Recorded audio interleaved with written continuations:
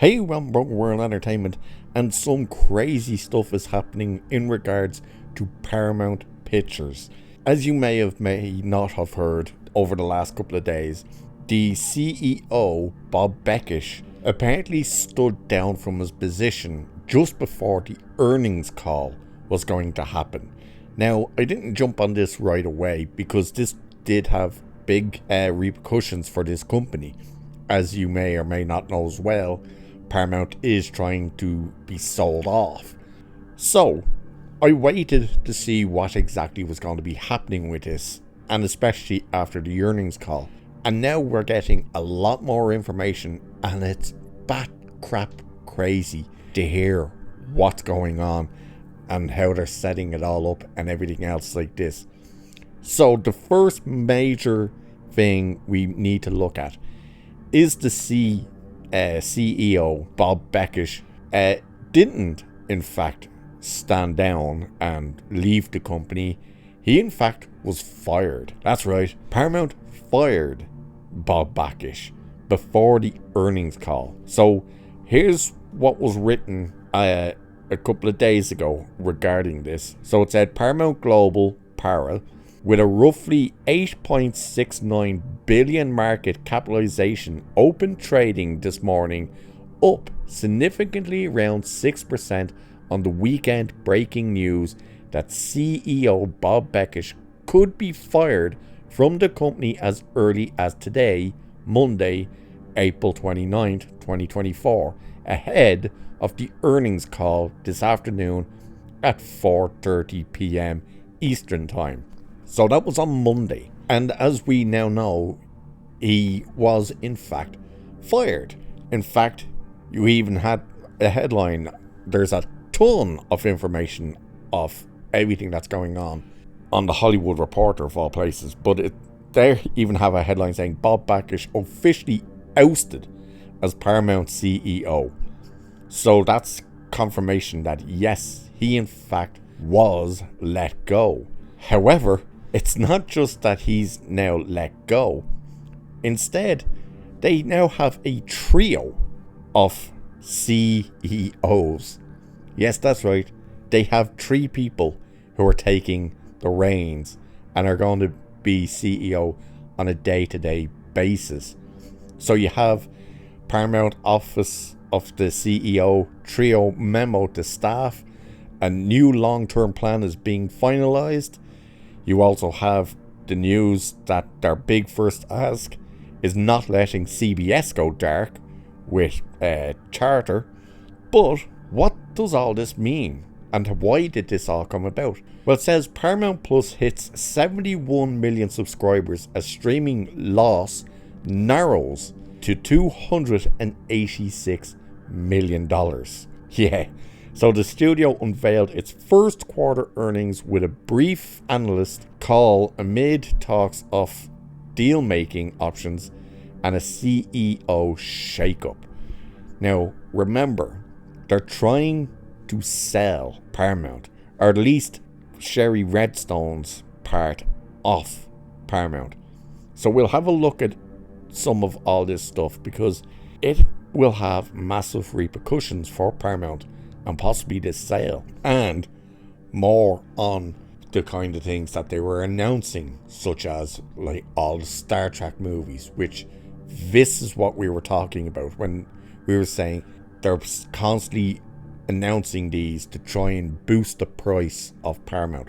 So let's start with this part first. This is the global earning call stuff. So Paramount Global unveiled its first quarter financial results Monday as controlling shareholder National Amusements, led by Shari Redstone, is in exclusive sale negotiations with a group led by David Ellison's Skydance, as well as another company's Redbird Capital and KKR.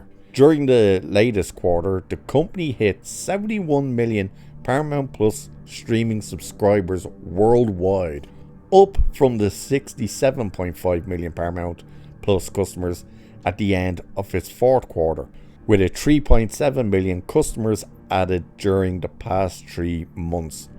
And the studio shrunk its streaming loss to 286 million for the first quarter, an improvement over the 511 million loss in quarter one of 2023.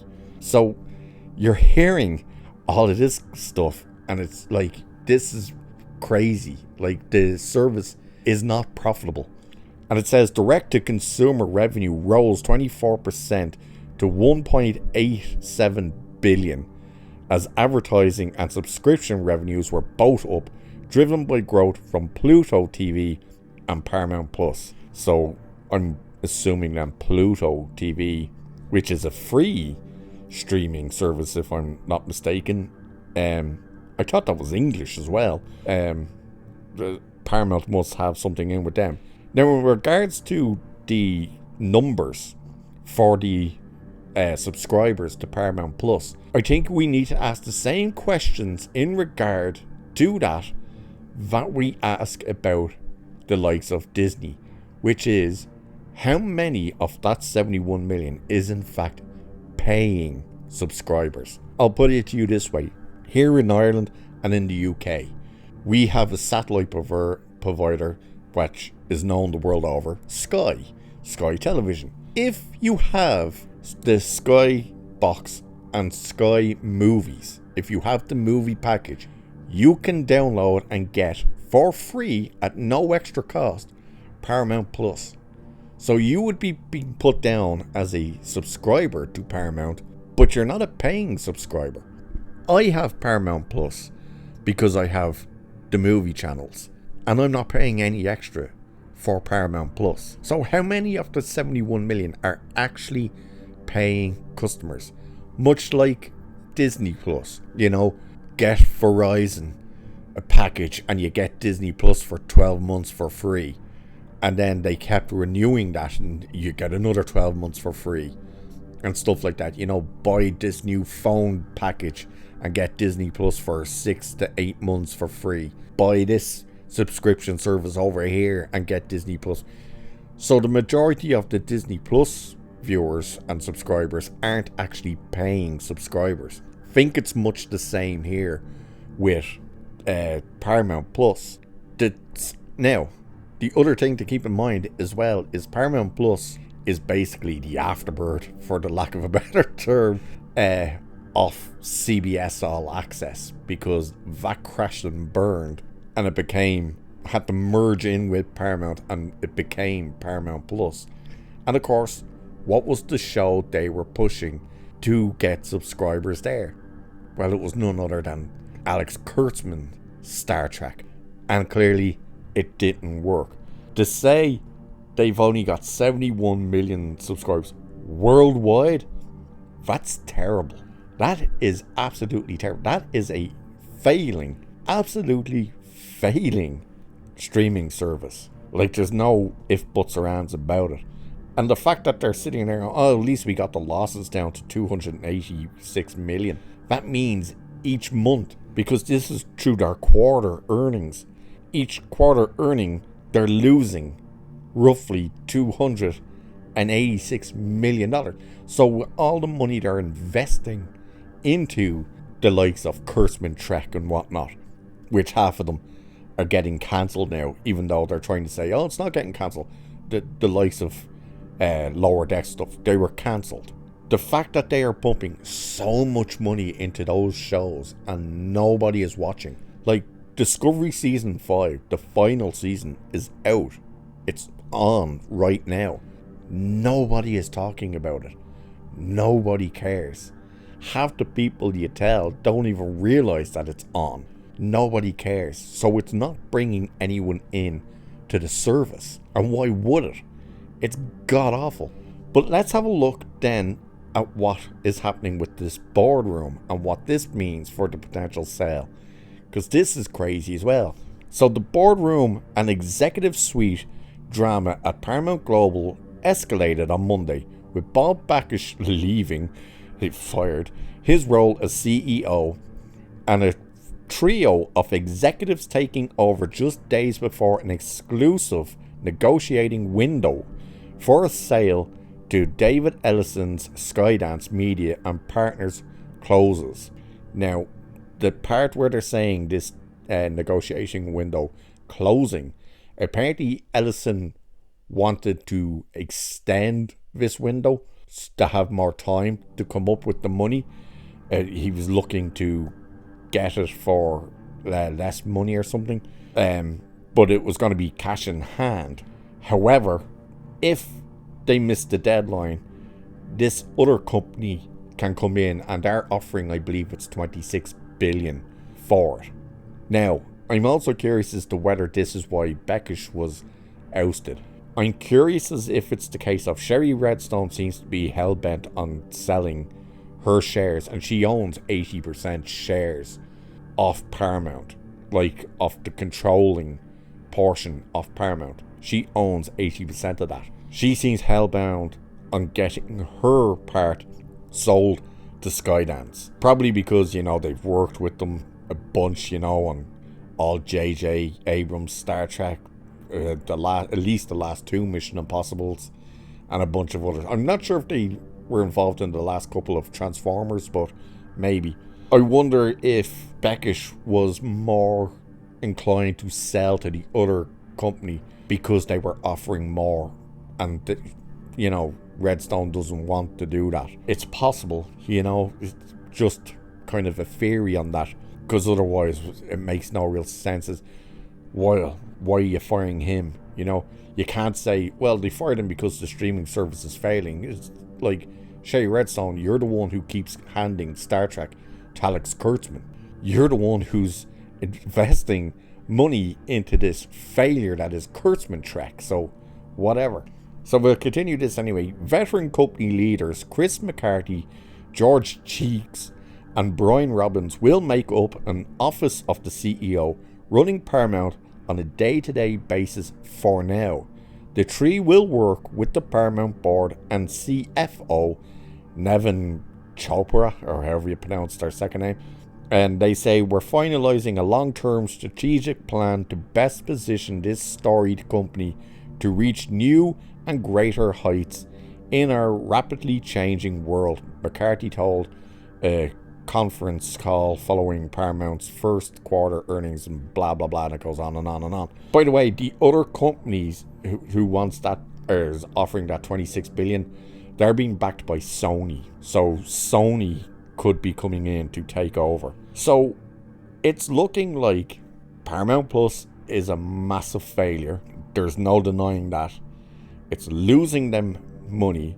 They're investing too much money into crap that is failing. Looking at you, Kurtzman Trek. Which is also why we're clearly seeing that they said, here's a Section 31 one-off TV movie. We're not giving you money for a big screen outing on this crap. Their shares are all over the place. They've just fired the CEO. Ellison seems to be missing this closing date for putting through the offer, and it's a cash offer he's putting forward as well, with some shares or something. Shari Redstone apparently wants shares in Skydance or something. But so you're gonna possibly have this battle between Skydance trying to get control and Sony and this other company coming in to try and get control. At the same time, Paramount and all of the rest of them are out there constantly announcing, oh, the new Star Trek movies, we've got 4 of them in the works for you. 4 of them. It's an absolute mess. And this is where things could really change. If, especially Skydance, doesn't get this deal, we are looking at a very possible fact that if Sony and this other company come in, I think the other company is that Redbird company, they may very well come in, sit down, look at what they're spending and saying, hang on, why are you putting this much money into this crap over here that nobody's watching?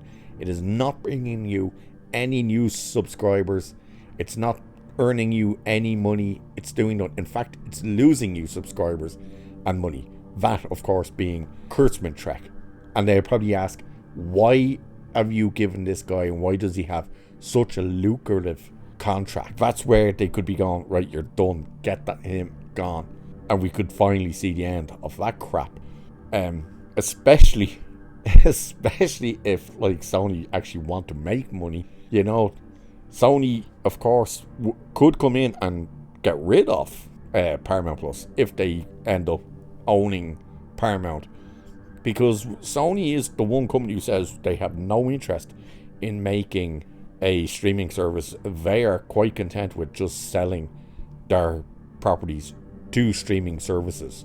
So you could possibly see them getting rid of Paramount Plus and, hey Netflix, do you want Star Trek? Hey Prime, do you want Star Trek? Hey you, do you want Mission Impossible? Hey you, do you want this? It's going to be very interesting to see what happens with these negotiations, to see what happens. Their stock, as I said, is somewhat all over the place apparently. After this earnings call, it's kind of up, it's down a bit, it's back up again. To see 3 stand-in CEOs saying, oh, we've long-term plans. Do you? How? Because as soon as someone takes over the company, yous are probably gone. By the way, that dipshit George Cheeks, he's the genius that said when Alex Kurtzman walked into the room, he knew that was the guy who knew how to get Star Trek to work. Yeah, that's that genius. So, let's see what happens with this, because this is very interesting and could be pretty much the end of Kurtzman Trek, which could be also why they're starting to cancel his things and getting him to start winding it all down. Like Discovery's ending, Picard is finished, the animated stuff is done, which means he's got one show going, which is Strange New Worlds. How long will that last? We know they've renewed it for a 5th season, even though the 4th season hasn't even come out, which that simply means they're going to make season 4 and 5 back to back. That's what that means. But let's see exactly what happens. As I said, it's going to be quite interesting. So, with that, I will leave it there for this one. Unless more updates come in, we'll let you know. So, cheers, and I'll catch you in the next one.